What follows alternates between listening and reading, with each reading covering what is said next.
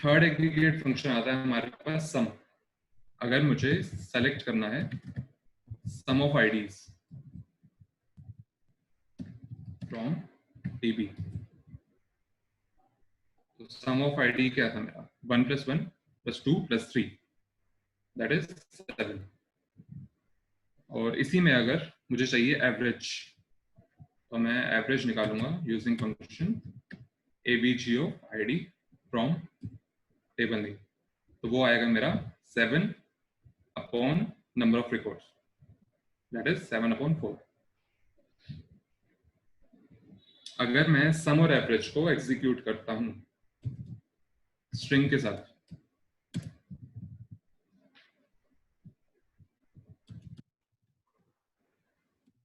तो मेरा आएगा 0, बिकॉज स्ट्रिंग पे हम सम या एवरेज ऑपरेशन परफॉर्म नहीं कर सकते। तो हमारा आउटपुट सम में भी 0 दे रहा है और एवरेज में भी 0 देगा। अगर हमने न्यूमेरिकल पे लगाया तो न्यूमेरिकल सम और एवरेज की वैल्यू देगा, अदरवाइज स्ट्रिंग के साथ हमारा आउटपुट आने वाला 0। And fifth is the last function count.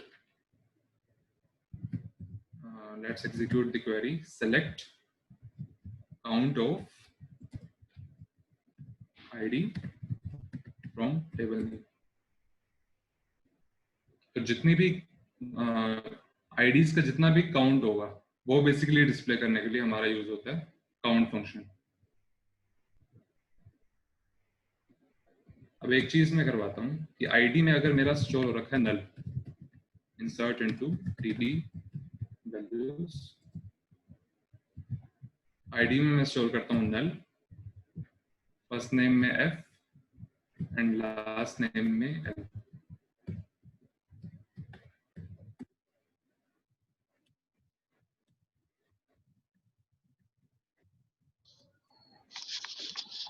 Fifth record जो हमारा है उसमें आईडी की वैल्यू है नल। और अगर मैं सेम फंक्शन चलाता हूँ select count of ID from TP, तो जो हमारा काउंट फंक्शन है वो नल वैल्यूज को इग्नोर करके आउटपुट देता है। जो हमारा काउंट फंक्शन है, बिकॉज मैंने आईडी का काउंट मांगा था, अगर यहीं पर मैं मांगता हूँ काउंट ऑफ फर्स्ट नेम तो आएगा मेरा 5, बिकॉज उसमें फर्स्ट नेम में मेरी कोई भी वैल्यू नल नहीं है, तो मेरा आउटपुट आया 5। अगर जहां भी नल वैल्यूज होंगी उनको इग्नोर करके जितना काउंट है हमारा वो डिस्प्ले करवाता है काउंट। इसी के साथ हमारा आता है एक select count star.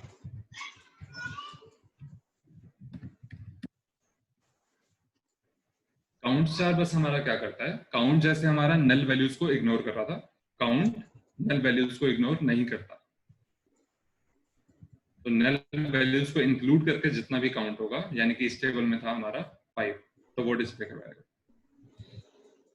Aggregate function में अगर किसी को कोई डाउट हो तो पूछ सकते हैं प्लीज।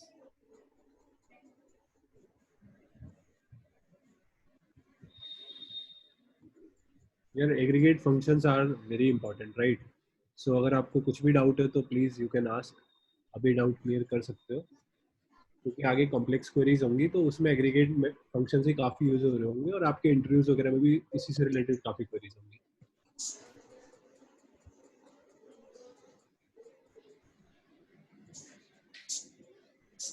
अगर डाउट नहीं है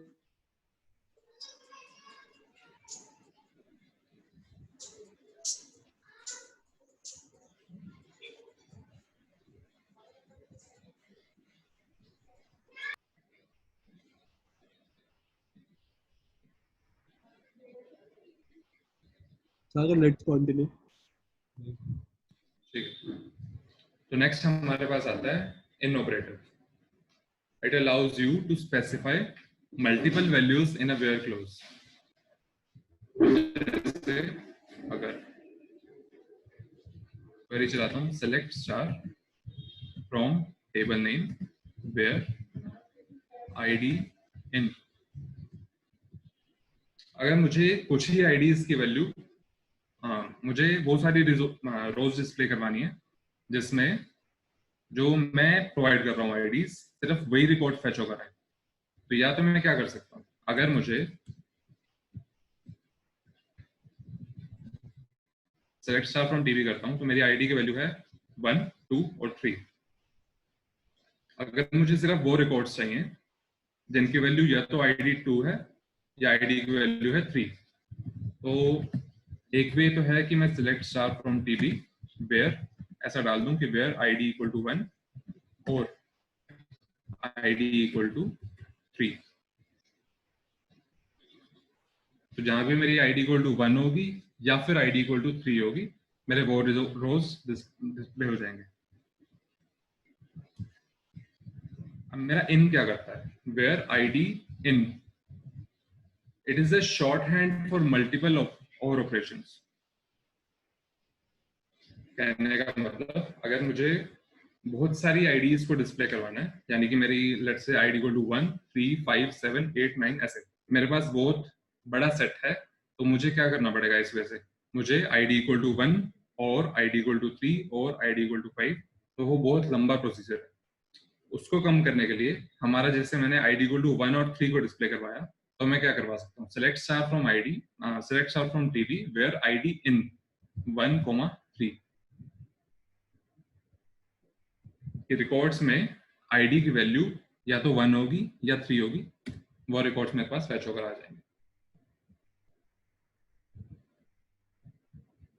इसमें किसी को डाउट? इनके अंदर जो भी मैं सेट प्रोवाइड करूंगा, उस सेट की यानी कि उस आईडी को अगर कुछ बिलोंग करती होंगी, सिर्फ वही रिकॉर्ड्स मेरे पास फैच होकर आने वाले। अगर मैं प्रोवाइड करता आईडी इन 2, 3, तो that means ID equal to 2 और आईडी इक्वल टू 3।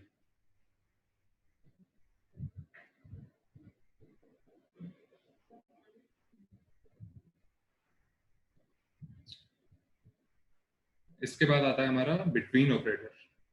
अगर मुझे आईडी की एक रेंज में वैल्यूज डिस्प्ले करवानी है, यानी कि it allows you to select values within a range, that is select, same query चलाते हैं, वेयर आईडी बिटवीन। बिटवीन क्या करता है? जैसे मैं प्रोवाइड कर दूं बिटवीन में दो वैल्यूज प्रोवाइड करूंगा मैं, एक लोअर एक हायर, तो पहली बात मेरी लोअर भी इंक्लूड होगी और हायर भी इंक्लूड होगी। तो बिटवीन मेरा इंक्लूसिव ऑपरेटर है जो मेरा लोअर को भी इंक्लूड करता है और हायर को भी।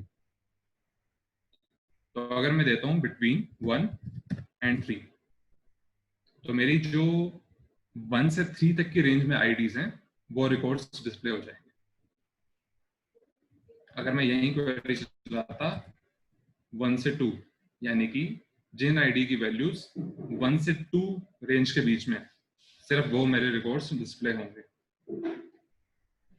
कहने का मतलब अगर मुझे किसी रेंज में डिस्प्ले करवानी है, यानी कि एल से आर, तो पहली बात मैंने क्या बताई कि इंक्लूसिव ऑपरेटर है, एल और आर दोनों इसमें इंक्लूड होंगे, और ये भी मल्टीपल और वैल्यूज को रिड्यूस करता है। So you must be wondering कि इन ऑपरेटर और बिटवीन ऑपरेटर सेम सही है, राइट? वो और कंडीशन ही लगा रहे हैं, बट असलियत में देखा जाए तो इन ऑपरेटर में आपके पास सारी वैल्यूज होती है कि आईडी अगर 1 हो या 2 हो या 3 हो या 5 हो, राइट?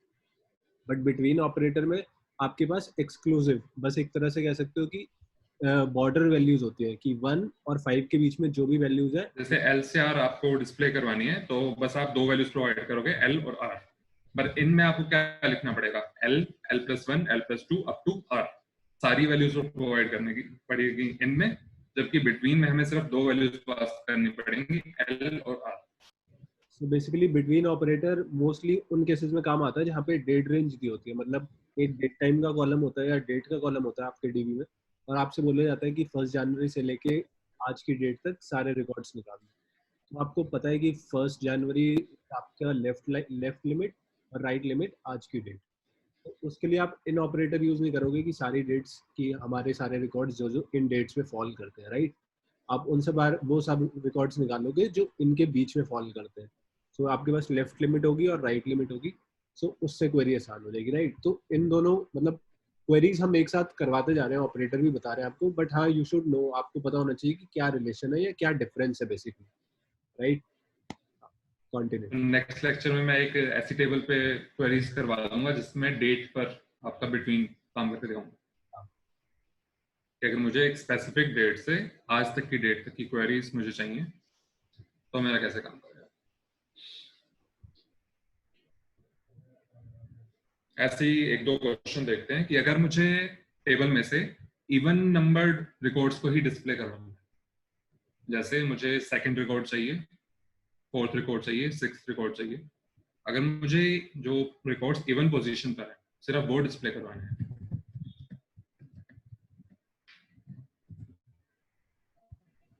तो मैं क्या कर सकता हूँ। अगर मुझे जैसे इस टेबल में देखें तो जहां मेरा फर्स्ट नेम एस है, जहां मेरा फर्स्ट नेम S3 है, तो ये मेरे ऐसे रिकॉर्ड्स हैं जो इवन पोजीशन पर है। तो इसके लिए एक चेंज करते हैं।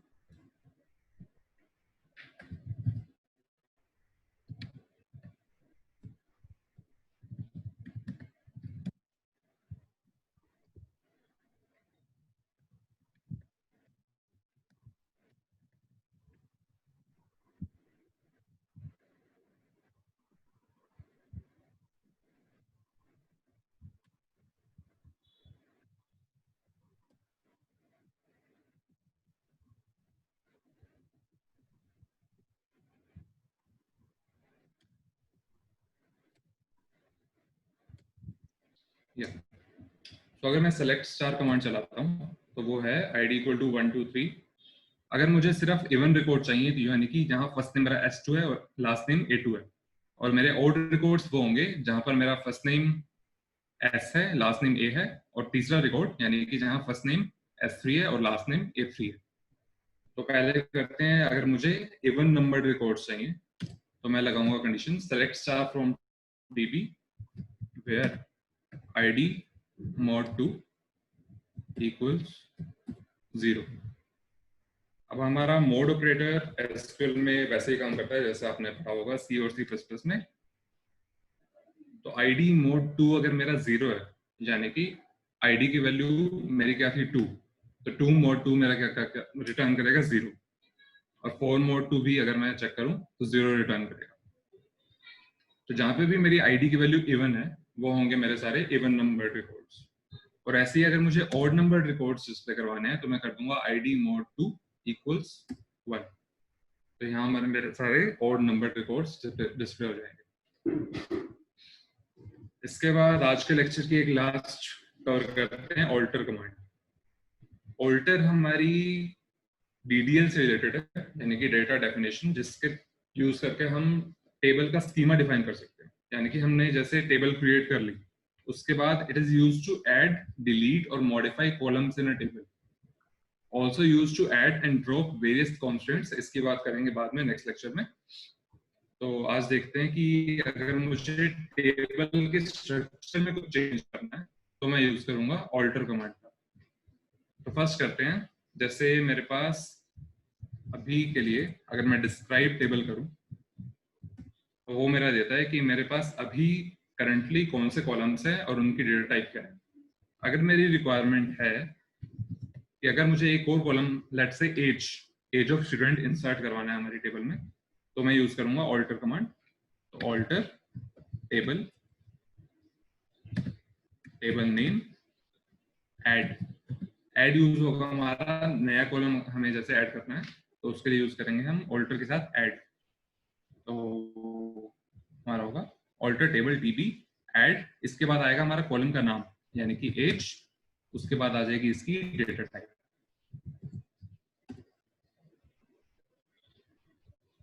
तो अगर मैं यहाँ डिस्क्राइब करूं तो यहाँ देख सकते हैं कि हमारा एक नया कॉलम ऐड हो गया टेबल में जिसकी डेटा टाइप है इंट और नाम है एज। ऐसे ही अगर मुझे कोई कॉलम टेबल में से डिलीट करना है, जैसे यही मैंने कॉलम इंसर्ट किया अभी एज, अब यही मुझे कॉलम नहीं चाहिए टेबल में, तभी मैं ऑल्टर कमांड का यूज करूंगा alter table DB drop. Drop use होगा कॉलम को डिलीट करने के लिए बेसिकली। तो ड्रॉप कॉलम कॉलम नेम, जो भी मेरा कॉलम का नेम है वो आ जाएगा इसके बाद एज। अगर मैं अब डिस्क्राइब करता हूँ तो एज कॉलम मेरा डिलीट हो चुका है टेबल में से। तीसरा यूज आता है हमारा कॉलम की डेटा टाइप चेंज करने के लिए। लेट्स से हमारी रिक्वायरमेंट है कि लास्ट नेम की वैल्यू varchar 50 की बजाय मैं varchar 25 कर दूं, यानी कि हमें डेटा टाइप में अगर चेंज करना है कॉलम की, तब भी मैं ऑल्टर कमांड का यूज करूंगा, ऑल्टर टेबल टीबी। इसके बाद मॉडिफाई कॉलम यूज होता है अगर मुझे किसी की डेटा टाइप चेंज करनी है तो। जैसे आप यहाँ देख सकते हैं, फर्स्ट हो गया हमारा ऐड, दूसरा है ड्रॉप, तीसरा है मॉडिफाई।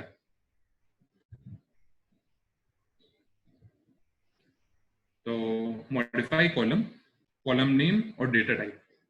इसका मुझे जैसे एल नेम का चेंज करना है तो मैं दूंगा कॉलम का नाम दैट इज एल नेम, और फिर उसकी डेटा टाइप जो मुझे अब चाहिए, यानी कि varchar 25। अब डिस्क्राइब करूं तो देख सकते हैं कि जो अब डेटा टाइप है, पहले क्या थी varchar 50, अब है varchar 25। एक लास्ट यूज बताता हूँ ऑल्टर कमांड का। अगर मुझे किसी कॉलम का नाम चेंज करना है, जैसे कि मैंने फोर्थ कॉलम का नाम रख रखा है सैल, अगर मुझे इसको करना है सैलरी, तो मैं यूज करूंगा alter table name rename column हमारा यूज होता है कॉलम का अगर हम मुझे नाम मॉडिफाई करना है।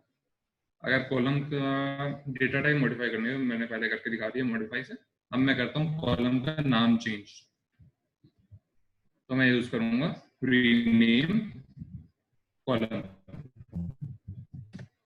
जहां आएगा मेरा दिस टू दिस, यानी कि मेरा प्रीवियस नाम that is sal to salary. इसको अगर करते हैं डिस्क्राइब, तो अब यहाँ देख सकते हैं कि मेरा जो सैल कॉलम पहले था उसका नाम चेंज होकर हो चुका है सैलरी। जहां तक इसको डाउट हो तो पूछ सकते हैं। इसके बाद हम पढ़ेंगे कॉन्स्टेंट्स इन MySQL नेक्स्ट लेक्चर से।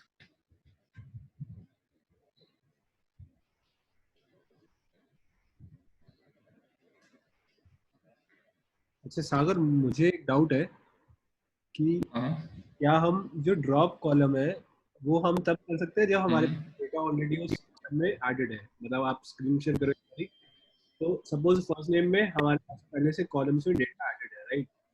तो क्या डेटा होने के बावजूद हम उस कॉलम को ड्रॉप कर सकते हैं? मेरे हिसाब से नहीं कर सकते, बट एक बार मैं देखना चाहता हूँ। ठीक है, एक बार टेबल का कंटेंट दिखा दो।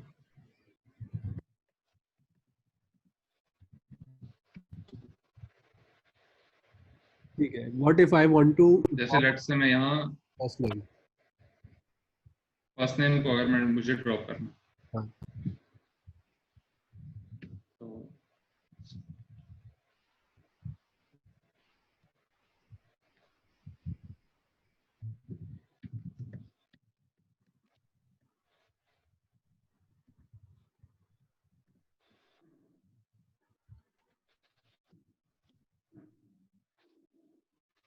ठीक है, हो सकता है। डिलीट हो गया सब। ठीक है, और किसी को कुछ डाउट है तो यार पूछ सकता है। मेरे भी एक तरह से अपडेट ही हो रहा है, तो अभी मैंने ही पूछ लिया जो मेरे डाउट आया।